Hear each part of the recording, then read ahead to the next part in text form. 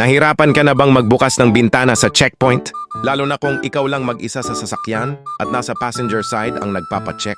Kung oo, panoorin mo ito!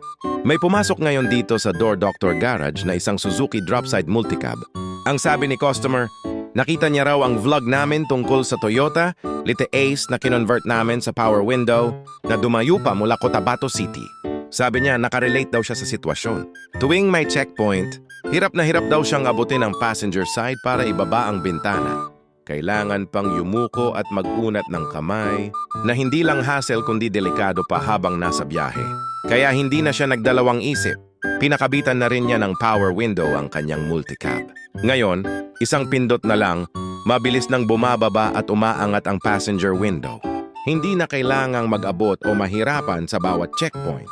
Mas convenient, mas komportable at mas professional pa ang dating ng sasakyan. Kung manual window pa rin ang gamit ng sasakyan, mo at gusto mo ring gawing mas madali ang bawat biyahe, lalo na kung madalas kang dumaan sa checkpoint, baka ito na rin ang tamang upgrade para sa'yo.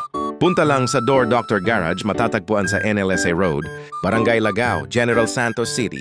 Message lang sa aming page para makapagpa-schedule. And kung nakatulong ang video na ito, huwag kalimutang i-like, i-follow at i-share.